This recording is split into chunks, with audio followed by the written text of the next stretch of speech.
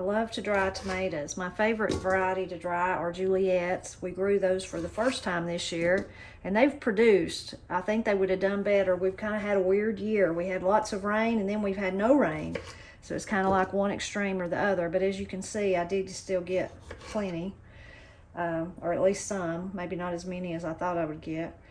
But so to dry them, I just split them down the half. Sometimes, depending on the size of your dehydrator, the trays, you might have to cut them, like slice them again. For years, the dehydrator that I used was one of those small round ones. It worked great. It was fine. I mean, I used it for years, and I think that I still have it. I still use it sometimes. But I think Miss Cindy, my mother-in-law, found it at a yard sale. Is where it come from. Anyway, it was great. I don't really remember the name of it. Maybe Presto. I don't know, though. I could go look. But last year, I invested because seemed like I was drying more stuff than usual. Every year, it seemed like I would find something else I wanted to try drying in an Excalibur. And it's one that has the trays that pull out, and you can do a whole lot more produce or whatever you're doing, whether it's tomatoes or apples or zucchini or whatever, at once. And the trays make it easy because you can slide each one of them out when you're checking. The round ones, you kind of have to take each layer off and look as you go. But either are fine and work great. If you wanted to, if you were really picky, you could cut that little part off at the end. But I look at it like, well, if I was outside in the garden and I eat them, I'm not even worrying about it. I just eat the whole thing whole. So I don't take it off, but you could. Sometimes I do, actually. I don't know. I guess it depends on what kind of mood I am in. But most of the time, it's just so much faster to not worry about taking it off. Again, today I'm using my favorite little tomato knife. It's Rada, R-A-D-A. You can look it up. I'm sure you can find them on their website. It works so good on tomatoes and peaches. So what do I do with my tomatoes, my dried tomatoes? You can make soups and stews and sauces and all kinds of things with them, but mostly I just eat them out of hand like you would a handful of raisins or something. I just love all that sweet goodness in the tomato and the acidness. It just kind of solidifies or dehydrates down into this really rich flavor. I like to put them in, I eat salads almost practically every day of the world, as I would say. Throw them in my salad, especially during the winter when we don't care for tomatoes like from the store compared to the ones you can grow in your garden. So I throw them in my salads, is mostly the way that I use them, or eat them just like a snack. I just get a handful of them and eat them. But you can make stews and sauces and soups, throw them in your soups, all kinds of different things.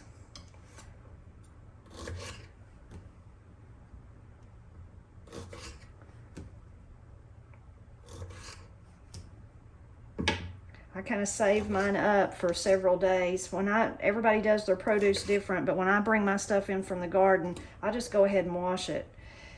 Some people might say you shouldn't do that. Maybe it won't make it last as long, but I've never had a problem with that. And I just like to rinse the dirt off of it, and that way, once I'm ready to eat it, whether it's a squash or a cucumber or a tomato, it's all clean and I don't have to worry about washing it. So that's just how I do it, personal preference. But anyway, so everybody does it different, and that's fine.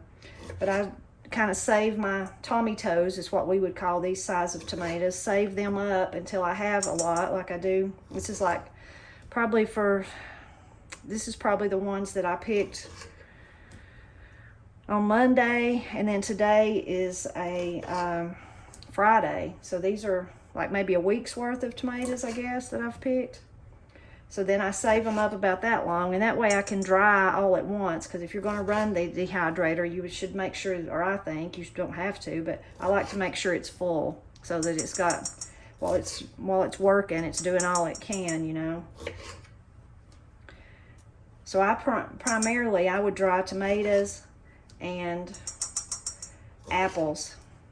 I like to eat apples out of hand too. And then something about drying apples, it just condenses that flavor, like I said, into this richness. So then if you dry apples and then you reconstitute them with water and cook them, it just gives a totally different flavor. Like if you're making fried pies or an apple stack cake or something like that, It just gives, it intensifies the apple flavor, just gives it a richness. Anytime you dry something, I think it does. I've also dried mushrooms. We have, years ago, many years ago, we had mushroom logs, shiitakes, and they were in the woods and they produced well for us and we enjoyed them. And then they kind of petered out and quit producing. Well, then one year we were building garden beds. Actually, I don't remember if we were building one or just replacing pieces of one, because primarily the garden beds that we've made, we just use what we have in the woods on our land. So Matt might cut down a tree and chop it up, and that's what we use for the sides instead of buying something. So anyway, we were going to replace, I don't remember if we were replacing them or if we were just building a new bed. But I said, well, how about those logs, the mushroom logs? They're already cut and they're kind of the right length for the sides and the ends anyway. So why don't we use them? So we did. Well, I don't know if it was changing the location of them or what, but the next good rain, then I had a flush of mushrooms. So anyway, we grew shiitakes for a long time, both purposely and then kind of inadvertently when I was using them to border my garden beds. So I would dry those, and then we would throw those in soups and stews in the winter. This year I got to hunt chanterelles for the first time. Actually, I'd hunted them one time before, but only with a person that said, that's a chanterelle picket. So a friend invited me to go along, and I actually learned what to look for and how to hunt them this year. So I dried some of those. I've dried zucchini and squash before. So I hope to dry some pumpkin this year. And I want to use the dehydrator, but I also want to try the old way of doing it, like stringing it up the way that they would have done it in the old days. So I don't know if I'll get that done or not, but I hope to. Or if you don't use a dehydrator, you may dry in your oven. You can do that. You can dry, of course, in the sunshine. Lots of different methods. And of course, the most popular are things synonymous kind of with... every time I move this, there's a little, so that's what you're hearing every time I reach my hand in there. They're synonymous with Appalachia is leather breeches, dried green beans.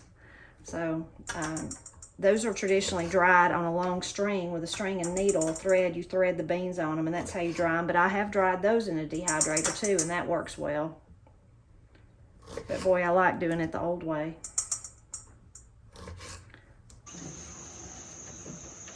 So my latest run of tomatoes is almost done. I wanted to show you what they kind of look like.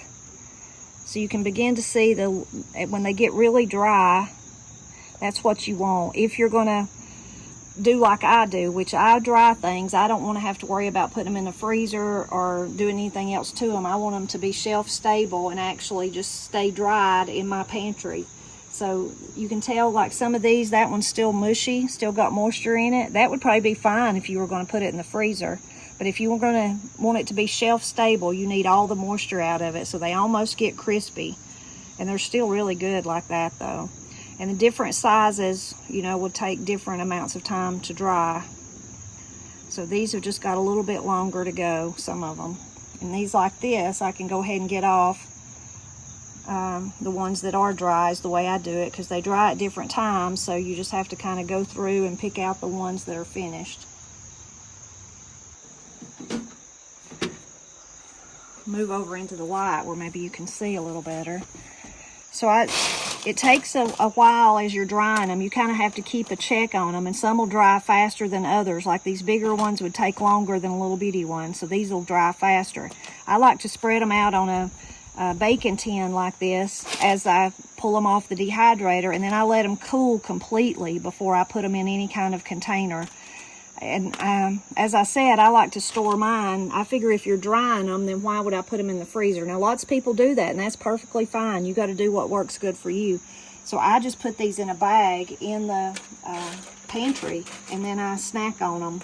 Or, like I said, you can reconstitute them and use them in stews and soups and different things like that. I was going to show you while we're here in the light, I'll show you a bag from last year. I almost eat all of them, but this is some from that I did last summer. So you can see over time, they're still really dry, but they've kind of turned a deeper, darker color. So that will happen over time. but they're still dry and still edible. And to be honest with you, the bags I used last year, I didn't even buy I mean, they're just the cheapest bag, and they don't hold the air. Like, I squeezed all the air out, and it comes right back within about 30 minutes. So I should have done a better job on that. You do need an airtight container, but even without one, you can see they're still here and they're still edible. They're still fine.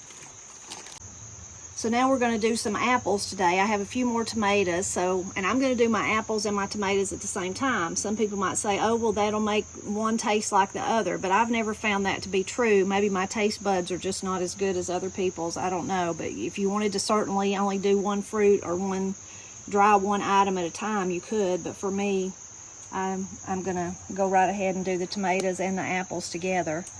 For many years when I dried apples, I peeled the apples and I sliced the apples by hand. Actually, every year till this year. Matt, for Christmas, got me one of those apple peelers that will peel it and slice at the same time. And so now I've done that, and so I'm just amazed that all my little pieces look uniform. Usually they're all varying shapes. Some people, before they dry their apples, will soak them in lemon juice or something like that. I don't ever do that. You can. There's all kinds of little recipes out there. You could add cinnamon to them. You could add sugar to them. But what I use dried apples for is one of two things. I use them to, those pieces that are big, I might break a little bit. I use them to either make like apple stack cakes where I will reconstitute the apples, or I just eat them out of hand as a snack. I just grab me a bag and that's kind of my snack.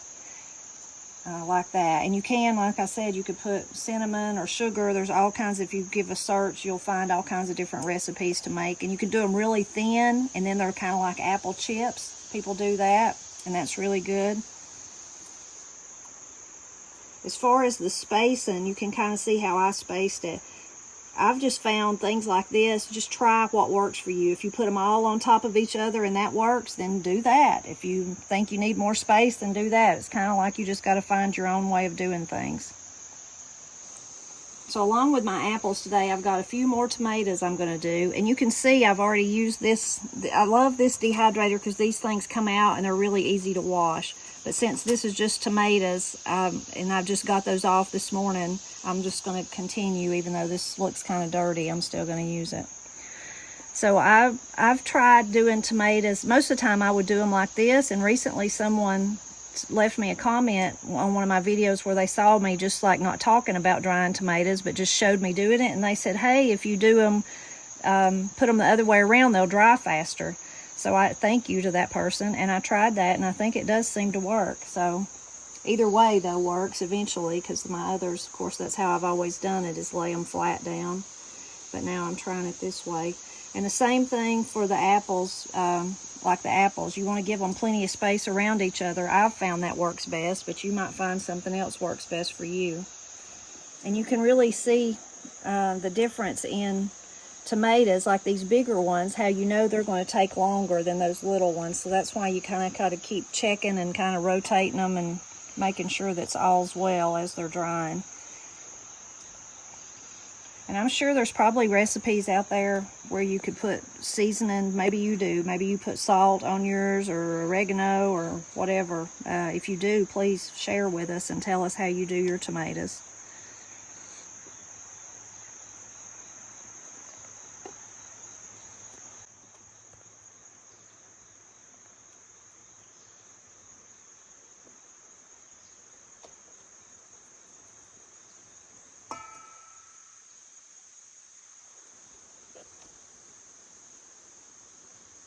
So you probably noticed I'm out on the porch.